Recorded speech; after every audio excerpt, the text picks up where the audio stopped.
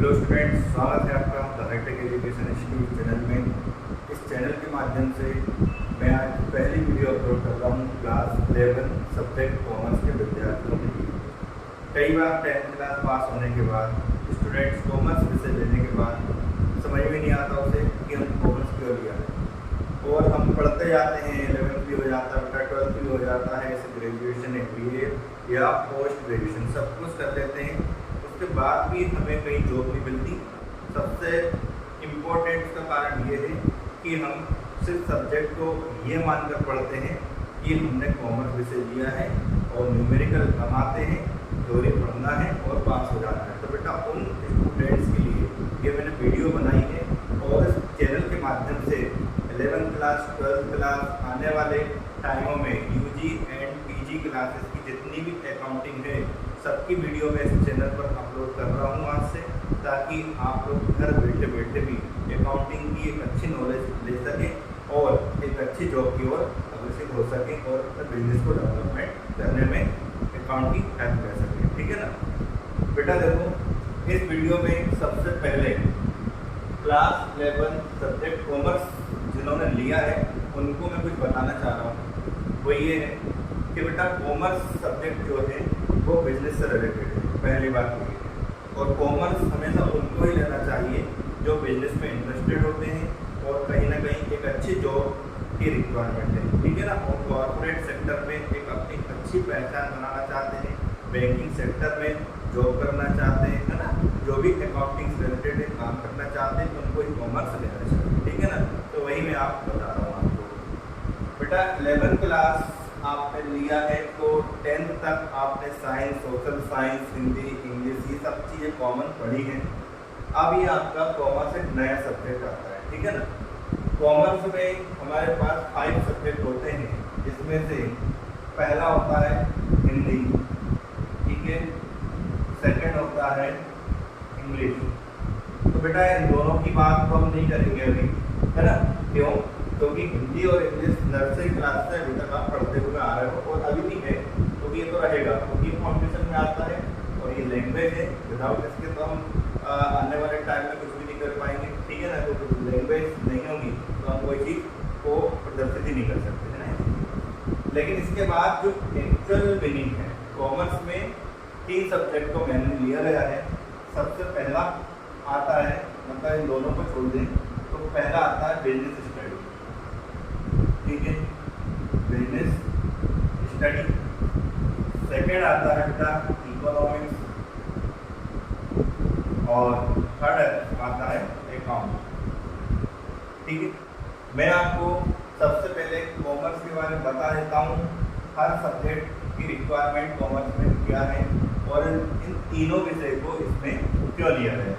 ठीक है बेटा? देखो, पढ़ने के लिए हमारे पास लॉजिक होना चाहिए। हम कॉमर्स ले तो लिया, लेकिन ये तीनों विषय क्यों दिए?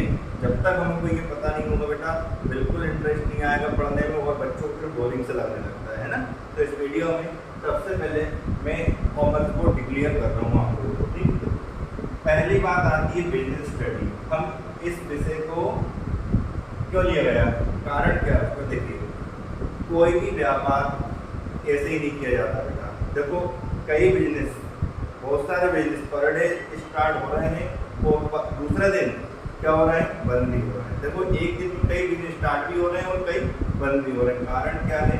सबसे बड़ा मेन कारण उसका ये है कि हम बिजनेस तो स्टार्ट कर लेते हैं लेकिन उसको मैनेजमेंट नहीं कर पाते उसका बेटर तरीके से, जिस कारण से हमारा बिजनेस क्या होता है, क्लोज हो जाता है।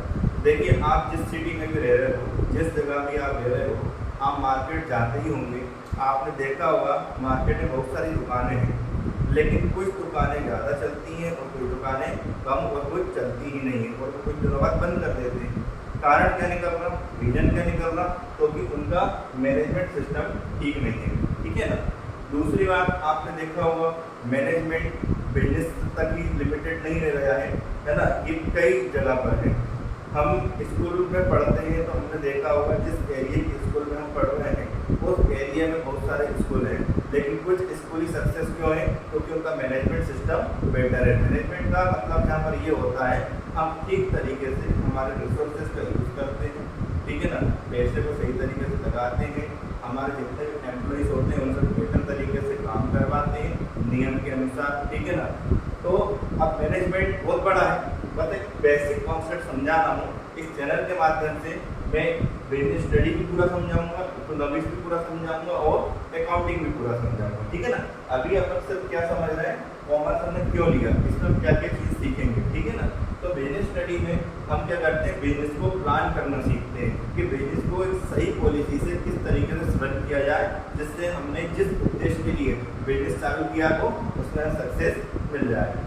देखो, तो ये सारी चीज़ें हम किसमें सीखते हैं बेटा, बिजनेस स्टडी में, है ना। इसको बोलते हैं व्यावसायिक अध्ययन। व्यावसायिक अध्ययन में हम ये सीखेंगे कि व्यापार चालू करने से पहले हमें कौन कौन सी प्लानिंग करना चाहिए, हमें किस तरीके से सोचना चाहिए, किस तरीके से हमारे बिजनेस को स्टार्ट करना चाहिए, कहाँ से पैसा अरेंज करना चाहिए, पैसे को कहाँ पर यूज़ करना है, लेबर कितनी लगाना है, एम्प्लॉइज़ कितने रखना है, प्रोडक्शन करने के बाद माल को किस तरीके से बेचना है, मतलब सारी चीज़ें हम किसमें सीखते हैं, मैनेजमेंट, ठीक है ना। ये तो हमने सीख लिया बेटा। अब दूसरी बात, अब आपने चलो ये तो प्लान कर लिया कि हम बिजनेस स्टार्ट करना है, कितने एम्प्लॉइज लगेंगे, इतना पैसा लगेगा, और है ना, ये सारी चीज़ें आपने सोचनी किसमें, बिजनेस स्टडी में, ये हमें ये चीज़ सिखाएगा। अगली बात आती है इकोनॉमिक्स। अब इकोनॉमिक्स में क्या सीखते हैं बेटा, देखो इकोनॉमिक्स में हम ये चीज़ सीखेंगे कि हम जो प्रोडक्ट बना रहे हैं उसकी डिमांड मार्केट में कितनी है, और इसके अलावा जो प्रोडक्ट हम बना रहे हैं वो प्रोडक्ट हमारे अलावा कौन कौन सी कंपनी बना रही है और किस रेट पर उसको सेल कर रही है, और कितने कस्टमर उस प्रोडक्ट को पसंद कर रहे हैं, लाइक कर रहे हैं। तो ये सारी चीज़ों का एनालिसिस हम किसमें करते हैं, इकोनॉमिक्स में, अर्थशास्त्र में। अर्थशास्त्र हम सीखते हैं कि मार्केट में प्रोडक्ट की वैल्यू क्या है, मांग कितनी है, पूर्ति किस प्रकार से की जा रही है। इसके अलावा अर्थशास्त्र का यूज बेटा राजनीतिक, सामाजिक और धार्मिक इन सारी जगहों पर भी इसका उपयोग किया जाता है, लेकिन मुख्य रूप से इकोनॉमिक्स किस चीज़ के लिए जाना जाता है, आर्थिक स्थितियों का विश्लेषण करने के लिए, है ना। तो ये सारी चीज़ें हम किसमें सीखेंगे, इकोनॉमिक्स में। बेटा थर्ड आता है अकाउंटिंग। अब अकाउंटिंग में क्या सीखते हैं हम, देखिए आपने व्यापार चालू तो कर लिया, व्यापार करके होने आप प्रॉफिट के लिए, अब आपने क्या करा बेटा, व्यापार चालू किया और कंटिन्यू पूरे 1 साल तक व्यापार कर रहे हो, और व्यापार में आपको यही नहीं पता कि प्रॉफिट कितना हुआ, लॉस कितना हुआ, तो हमारे व्यापार करने का या बिजनेस करने का कोई मतलब है क्या, नहीं है। तो हमारे बिजनेस में कितना प्रॉफिट हुआ, कितना लॉस हुआ, किससे कितना खरीदा, किसको कितना बेचा, ये सारी चीज़ों की जानकारी लेने के लिए हम क्या करते हैं, बिजनेस में अकाउंटिंग का काम करते हैं। तो अकाउंटिंग में हम ये सारी चीज़ सीखेंगे कि हमने व्यापार में क्या खरीदा, क्या बेचा, कितने का खरीदा, कितने का बेचा, एंड ऑफ द ईयर में हमें प्रॉफिट कितना हुआ, ठीक है ना। तो ये इस प्रकार से बिजनेस स्टडी, इकोनॉमिक्स, अकाउंटिंग से मिलकर कॉमर्स बना, ठीक है। तो बेटा ये मेरी पहली वीडियो में मैंने आपको कॉमर्स सब्जेक्ट के बारे में बताया है। कॉमर्स विषय जो बच्चा अच्छे से पढ़ता है, बैंकिंग सेक्टर में अच्छे जॉब कर सकते हो आप, एक इंडस्ट्रीज में अकाउंटिंग का जॉब अच्छे से कर सकते हो आप, ठीक है ना। सीए चार्टर्ड अकाउंटिंग जिसको हम बोलते हैं, अकाउंट को ज्ञाता है एक तरीके से, ठीक है ना, एक अच्छे रिस्पेक्टेड जॉब है वो आप कर सकते हो। जितने भी बिजनेस हैं, है ना, उन सारे बिजनेस में बेटा कॉमर्शियल स्टूडेंट को बहुत अच्छी जॉब मिलती है, ठीक है ना। तो आज हमने सिर्फ इसकी एक छोटी सी हिस्ट्री पढ़ी है बेटा।